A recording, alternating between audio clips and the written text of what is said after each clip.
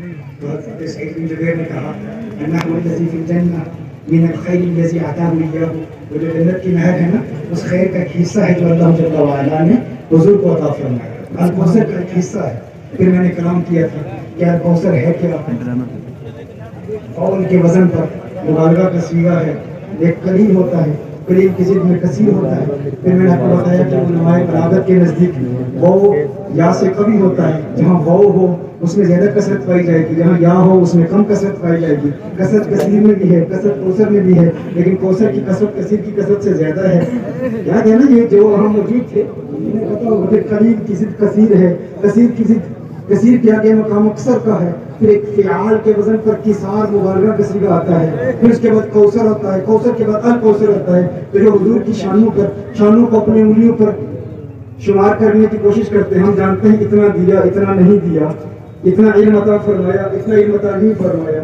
کچھ علم غیب عطا فرمایا ہوگا، پھر بھی علم کی نسبت اور اضافت کو نہیں مانتے. کہتے ہیں کچھ علم عطا فرمایا ہوگا لیکن مستقبل کا کچھ علم دیا ہے لیکن کل علم عطا نہیں فرمایا. بعض علوم عطا فرمائے ہیں، بعض عطا نہیں فرمائے. علوم خمسہ عطا نہیں فرمائے. ماں کے پیٹ میں کیا ہے، کل بارش ہوگی یا نہیں ہوگی. حضور کو علم عطا نہیں فرمایا، قیامت کے علم عطا نہیں فرمایا. انگلیوں پر گننا چاہتے ہیں کتنا دیا، کتنا نہیں دیا. تو میں نے کہا حضور کو تو اللہ نے الکوثر عطا فرمایا ہے نا. الکوثر کا مقام تو بہت بلند و بالا عرفہ والا ہے. تم اپنی انگلیوں پر حضور کے مقامات کو پرکھنے، ٹٹولنے اور تولنے اور شمار کرنے کی کوشش کرتے ہو. کیا تم شمار کر سکتے ہو؟ الکوثر تو بہت بلند ہے. کیا تم اللہ کے قلیل کو شمار کر سکتے ہو؟ اللہ کے قلیل کو شمار کر سکتے ہو؟ اللہ نے ارشاد فرمایا قل متاع الدنیا قلیل. محبوب فرما دیجیے ساری دنیا میں جو کچھ ہے اللہ کے نزدیک قلیل ہے. بے شک پوری دنیا تو بہت بڑی ہے نا. تم فقط شہر ایک کنوج کی اشیاء کو انگلی پر شمار کر سکتے ہو. کنوج میں کتنے افراد ہیں، کتنے مرد ہیں، کتنی عورتیں ہیں، کتنے بچے ہیں، کتنے بوڑھے ہیں، کتنے حیوانات ہیں، نباتات ہیں، جمادات ہیں، کتنے درخت ہیں، درختوں پر کتنے پتے ہیں، ریت کے کتنے ذرات ہیں. کیا ایک ایک ذرے کو کام پر شمار کر سکتے ہو؟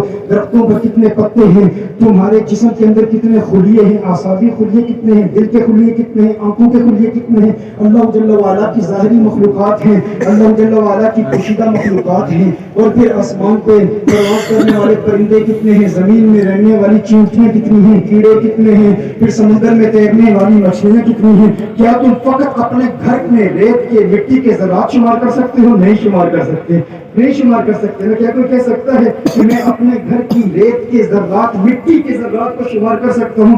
نہیں کر سکتے. تو جب تم اپنے گھر کی اشیاء کو شمار نہیں کر سکتے تو اپنے شہر کی اشیاء کو کیا شمار کرو گے؟ جب اپنے شہر کی اشیاء کو شمار نہیں کر سکتے تو پورے ہندوستان کی اشیاء کو کیا شمار کرو گے؟ جب پورے ہندوستان کی اشیاء کو شمار نہیں کر سکتے تو پورے ایشیا کی اشیاء کو کیا شمار کرو گے؟ جب پورے ایشیا کی اشیاء کو شمار نہیں کر سکتے تو پوری دنیا کی چیزوں کو کیا شمار کرو گے؟ اور پھر جب پوری دنیا کی چیزیں ہیں یہ اللہ کے نزدیک کیا ہیں؟ قلیل ہے، قلیل ہے. کل متاع الدنیا قلیل. محبوب فرما دیجئے دنیا کی متاع کیا ہے؟ قلیل ہے. یعنی اس دنیا میں جو کچھ بھی ہے اللہ کے نزدیک وہ کوثر نہیں ہے، اللہ کے نزدیک وہ الکوثر نہیں ہے. وہ اللہ کے نزدیک کیا ہے؟ قلیل ہے. قلیل فقط قلیل ہے، کوثر نہیں ہے. تو کہتا ہے میں جانتا ہوں، انگلیوں پر شمار کر سکتا ہوں، یہ دیا یہ نہیں دیا، اتنا عطا کیا اتنا عطا نہیں کیا. ارے نادان عقل کے اندھے، عقل کے ناخن لے. جب تو اللہ کے قلیل کو شمار نہیں کر سکتا تو اللہ کے کثیر کو کیا شمار کرے گا؟ تو اللہ کے کثیر کو شمار نہیں کر سکتا تو اللہ کے اکثر کو کیا شمار کرے گا؟ جب اللہ کے اکثر کو شمار نہیں کر سکتا تو اللہ کے کثار کو کیا شمار کرے گا؟ جب اللہ کے کثار کو شمار نہیں کر سکتا تو اللہ کے کوثر کو کیا شمار کرے گا؟ جب اللہ کے کوثر کو شمار نہیں کر سکتا تو آمنہ کے لال کے